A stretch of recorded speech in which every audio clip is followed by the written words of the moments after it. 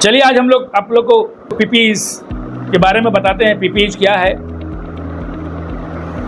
PPE जो है personal protective equipment, आपको आपके बॉडी पार्ट को पर्सनली बचाता है। तो हम ऐसे खतरे से बचने के लिए पीपीई का इस्तेमाल करते हैं जिस खतरे को किसी दूसरे माध्यम से, दूसरे वजह से नहीं बचा सकते। वैसे वजहों को बचाने के लिए हम पीपीई का इस्तेमाल करते हैं। तो पीपीई क्या है कि पीपीई जो है, पीपीई पहनने से आपको बहुत ऐसे चीज़ों से भी बचाव होता है जिस चीज़ों के बारे में आप नहीं जानते और नहीं समझते। जैसे आप क्लोथ पहनते हैं तो आपका स्किन बचता है, आप गॉगल्स पहनते हैं आपका आंख बचता है, आप हेलमेट पहनते हैं तो आपका सर बचता है, आप ग्लव्स पहनते हैं तो आपका हाथ बचता है, सेफ्टी शूज पहनते हैं तो आपका पैर बचता है। और भी बायो हैजार्ड्स होता है और भी केमिकल हैजार्ड्स है। इन सभी चीज़ों से भी आपके बॉडी पार्ट को वो बचाता है और अच्छे तरीके से आपको वो सेफ करता है। तो पीपीई जो है ये एक ऐसा चीज है कि यह एक जादू की छड़ी नहीं है कि हम किसी भी चीज को काम करने के लिए हम उसको पहन लिया कर लिए। उसको कंटिन्यूअस यूज करने का चीज है। जब तक आप उसको यूज नहीं करेंगे तब तक आप अच्छे से पीपीई में काम नहीं कर सकते, आपका बॉडी पार्ट नहीं बच सकता। जैसे आपके पास हेलमेट है, वो ग्लव्स है, लेकिन ग्लव्स आप पॉकेट में रखे हैं, हेलमेट कांख में दबा कर रखे हैं, that is not appliance. PPE मतलब पर्सनल प्रोटेक्टिव इक्विपमेंट, लेकिन PPA means personal protective appliance. आपको अप्लाई करना होगा तभी जा करके आप उससे बच सकते हैं, उसका फायदा ले सकते हैं। तो ये जो है आपका अप्लाई करने का, ये अप्लाई करना होगा तभी जाके बचेंगे आप। तो पीपीई जो है ये सेफ्टी अप्लायंसेस है जो आपको डिफेंस करता है आपके उस खतरे से जो खतरा आपके उस काम में इन्वॉल्व्ड है, और उस खतरे से आपको क्या करता है, प्रिवेंट करता है, बचाता है। ठीक है ना? तो पीपीई दो तरह का होता है, रेस्पिरेटरी और non respiratory. Non respiratory PPE वैसा पीपीई है जिस पीपीई को हम लोग इंडस्ट्री में बिना पहने इंटर नहीं कर सकते, बिना पहने हम जा ही नहीं सकते। नॉन रेस्पिरेटर मतलब कि ऐसा पीपीई जिसको सांस से कोई सरोकार नहीं है, सांस लेने से कोई मतलब नहीं है, वैसे पीपीई को हम नॉन रेस्पिरेटरी कहते हैं। जैसे हेलमेट, उसमें सांस से कोई मतलब नहीं है, गॉगल्स सांस से कोई मतलब नहीं है, ईयर प्लग कोई मतलब नहीं है। ठीक है? डस्ट मास्क को सांस से मतलब है, लेकिन डस्ट मास्क चूंकि ऐसा पीपीई है कि इसको हम लोग दोनों तरह से इस्तेमाल करते हैं और इसको हर वक्त इस्तेमाल करते हैं, इसीलिए हम इसको नॉन रेस्पिरेटरी के जैसा इस्तेमाल करते हैं। इसीलिए हम लोग इसको नॉन रेस्पिरेटरी में ही रखते हैं डस्ट मास्क को, क्योंकि आपको हर जगह ये इस्तेमाल करना पड़ेगा। कब कहाँ पर क्या डस्ट उड़ रहा है, कब कहाँ पर क्या बोलते हैं फाइबर्स उड़ रहा है, कब कहाँ पर केमिकल उड़ रहा है, कब कहाँ पर पेंट्स उड़ रहा है, कब कहाँ पर छोटे छोटे पार्टिकल्स किसी चीज़ के उड़ रहे हैं, जैसे सैंड ब्लास्टिंग हो रहा है। तो इसलिए आपको जो डस्ट मास्क है हर वक्त आपको इस्तेमाल करना है ना? इसीलिए उसको हम लोग नॉन रेस्पिरेटरी जैसा यूज करते हैं। उसी तरह से आपका सेफ्टी जैकेट है जो ऊपर से पहनते हैं आप, जिसमें रेडियम बीट लगा होता है, यूज करने में सांस का लेने का कोई मतलब नहीं है। आपका जूता, शूज, उसको भी आपको सांस से कोई मतलब नहीं है। तो ये सारा चीज जो है, helmet, goggles, gloves, dust mask, ear plug, आपका कवरऑल, आपका सेफ्टी जैकेट, आपका सेफ्टी शूज, ये सारा जो है नॉन रेस्पिरेटरी पीपीई है। इसमें सांस लेने से कोई भी मतलब नहीं है। और रेस्पिरेटर वो पीपीई है जिसमें सांस लेने की प्रक्रिया से रिलेशन हो, जैसे ABCD, Airways circulation, Airways breathing circulation device, SCBA, self content breathing apparatus, EEBA, emergency escape breathing apparatus, है ना? आपका उसके बाद में है केमिकल मास्क, रेस्पिरेटर मास्क, है ना?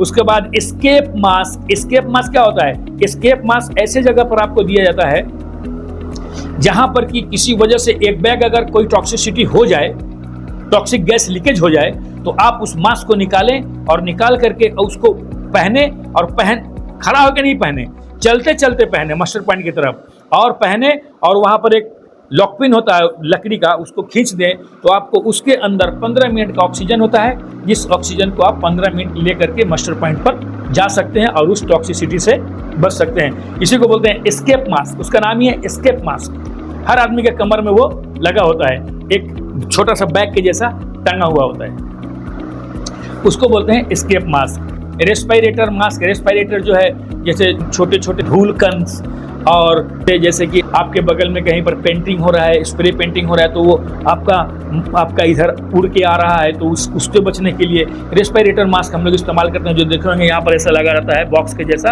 है ना, उसमें मोटा फिल्टर लगा रहता है, वो आपको फिल्टर करके आपके एयर को देता है। तो ये सारा चीज़ जो है आपको पीपीज कहलाता है, जो रेस्पिरेटर और नॉन रेस्पिरेटर है। इसका प्रोविज़न क्या है? प्रोविज़न ये है कि 1992 के डायरेक्टिव यूरोपियन डायरेक्टिव के अनुसार जो भी 1992 का रूल्स रेगुलेशन है, उस रूल्स रेगुलेशन के अनुसार आपको उसको इस्तेमाल करना है ना। और वैसे खतरों से बचने के लिए, जिस खतरे से हम लोग किसी दूसरे माध्यम से हम नहीं बच सकते, वैसे खतरे से बचने के लिए हम लोग इसका इस्तेमाल करते हैं। और जो भी पीपी आप यूज़ करते हैं, प्रोटेक्शन क्या है इसका? प्रोटेक्शन ये है कि जो भी पीपी आप यूज़ करते हैं, जिस चीज़ को बचाने के लिए यूज़ करते हैं, उस चीज़ को बचाने के लिए वो पीपी इस्तेमाल करना पड़ेगा, तभी आप बचेंगे। जैसे सर बचाना है तो हेलमेट पहनना पड़ेगा, पैर बचाना है तो शूज़ पहनना पड़ेगा, बॉडी को बचाना है रे से या किसी भी केमिकल से या बायो हजार्ड से, तो आपको जो है सेफ्टी कवरऑल पहनना पड़ेगा। सेफ्टी कवरऑल पहन के ऊपर आपको लोगों को दिखाना है कि हम यहाँ काम कर रहे हैं और लोग आपको देख लें, इसके लिए आपको सेफ्टी जैकेट पहनना पड़ेगा, है ना, गोगल्स पहनना पड़ेगा आँख बचाने के लिए, और कान बचाने के लिए आपको सेफ्टी क्या बोलते हैं, ईयर प्लग या ईयर मफ इस्तेमाल करना पड़ेगा, है ना, और पैर बचाने के लिए शूज़ पहनना पड़ेगा। ये सारा चीज़ आपको जो बचाना है उसको बचाने के लिए वही चीज़ प्रॉपर यूज करना पड़ेगा, तभी जा कर के आप उससे अपने आप को बचा सकते हैं, तभी जा कर के आप उसको सही तरीक़ा से इस्तेमाल भी कर सकते हैं। किसी भी इंसान को पीपीई देने के बाद उस पीपीई को वो सही तरीक़ा से अपने आप में सेलेक्ट हो जाए, यानी कि उसके लिए वो मुफीद हो, वो कारगर हो, वो फ़ायदेमंद हो उसको, चूँकि हर आदमी को सेम चीज़ सेम तरह का बेनिफिट नहीं दे सकता। किसी इंसान का, जैसे हर इंसान की बॉडी अलग अलग तरह की है, अलग अलग उसका स्टेबिलिटी है, अलग अलग उसका स्ट्रेंथ है, अलग अलग उसका क्या बोलते हैं कैपेबिलिटी है, उसके अनुसार हो सकता है कि सबको शूट कर जाए, एक दो को नहीं शूट करे, तो हमको उसके लिए उसका पीपीज उसको देना पड़ेगा। ये सारा चीज़ आपको ध्यान रखना है। और जो आदमी जो पीपीज पहनता है उसको फिट भी होना चाहिए और आरामदायक भी होना चाहिए। पीपीज से हम लोग जो है अपने आदमी को जो है ये भी जानकारी देते हैं कि जो भी पीपी आप पहनते हैं उस पीपीज के बारे में आपको पूरी जानकारी होनी चाहिए। ये पीपी क्यों पहनना जा रहा है और इसको पहनने से क्या फ़ायदा है और नहीं पहनने से क्या नुकसान है, यही सारा चीज़ है। ये सब चीज़ को हम लोग ध्यान में रखते हैं। और अगर पीपी आप यूज़ करते हैं तो अगर जैसे रेस्पिरेटर मान लीजिए आप यूज़ किए और आपने गोगल्स भी यूज़ करना है, तो अगर रेस्पिरेटर आपको फिट बैठना चाहिए, गोगल्स भी फिट बैठना चाहिए, क्योंकि हर आदमी का फेस अलग अलग किस्म का है, तो उसके फेस के अनुसार उसका साइज होना चाहिए। नहीं तो क्या होगा कि अगर आप रेस्पिरेटर बैठाएंगे तो आपका गोगल्स उड़ जाएगा, आपका गोगल्स बैठाएंगे तो रेस्पिरेटर उड़ जाएगा, तो दोनों में से एक ही फ़ायदा होगा, दोनों को फ़ायदा नहीं होगा। अगर आपका प्रॉपर पीपीज नहीं बैठता है फेस में तो ये भी खतरा है। इसीलिए प्रॉपर पीपी बैठना चाहिए हर आदमी के फेस के अनुसार, तब जा कर के आप प्रॉपर पीपी का इस्तेमाल सही तरीक़ा से कर पाएंगे। इसीलिए दोनों चीज़ प्रॉपर बैठना चाहिए। जैसे आप पीपी ऐसा भी होना चाहिए कि जिस चीज़ के लिए हम उसको बचाना चाह रहे हैं उस चीज़ के लिए हम उसको सही तरीक़ा से बचा पाएँ। जैसे आप गोगल्स अगर पहनते हैं तो गोगल्स ऐसा चिपका होना चाहिए आपके बॉडी में यहाँ तक कि साइड से भी कोई चीज़, कोई पार्टिकल्स आके आपकी आँख में ना लगे, वो आँख को हर एंगल से बचा सके। सिर्फ स्टेट में नहीं बचा सके, हर एंगल से बचा सके। इसी तरह का जो ग्लव्स पहनते हैं वो ग्लव्स आपका सूटेबल होना चाहिए, ग्लव्स आपके हाथ में फिट बैठने वाला होना चाहिए, ग्रिप अच्छा पकड़ने वाला होना चाहिए, जिससे कि आप किसी भी सामान को अच्छा से ग्रिप पकड़ सकें। बड़ा भी नहीं होना चाहिए, बड़ा होने से आपका वो क्या हो सकता है कि मशीन में आपका वो ग्लव्स पहले पकड़ेगा, आपको सेंसेशन नहीं समझ में आएगा, और ग्लव्स पकड़ने के बाद जब हाथ खींचेगा तो उस समय हाथ आपका नहीं निकलेगा और आपका हाथ क्रश हो जाएगा। इसलिए बड़ा भी नहीं पहनना चाहिए, छोटा भी नहीं पहनना चाहिए, परफेक्ट वे में पहनना चाहिए। पीपीज के बारे में समझें और आप लोग इस पीपीज के नॉलेज को आप फील्ड में इम्प्लीमेंटेशन करें।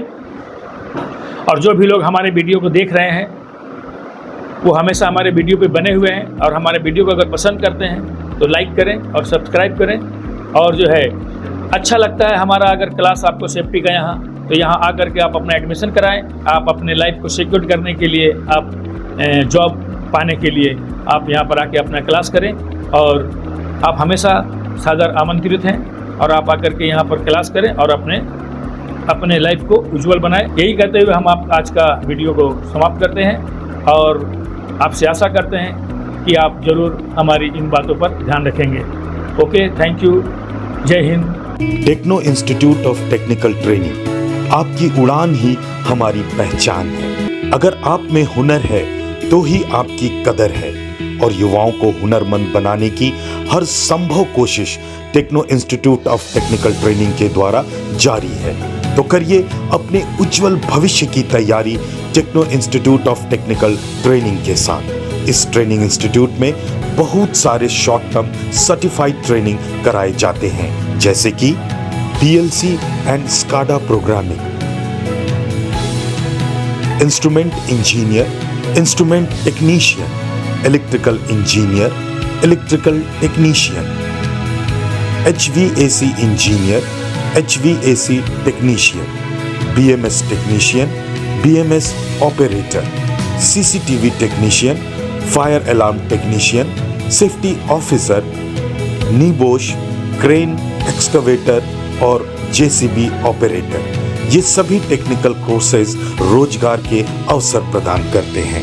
टेक्नो इंस्टीट्यूट में 100% हैंड्स ऑन प्रैक्टिकल ट्रेनिंग कराई जाती है और 100% प्लेसमेंट भी दिया जाता है। आज टेक्नो के छात्र देश विदेश के बहुत सारे कंपनी में कार्यरत है। Techno institute of technical training government registered, ISO certified और अंतर्राष्ट्रीय मान्यता प्राप्त इंस्टीट्यूट है। हमारे यहाँ smart classroom, qualified faculty, theory and practical class, hostel की सभी सुविधा है, जिससे बच्चे अपने कैरियर की तैयारी शानदार तरीके से करते हैं।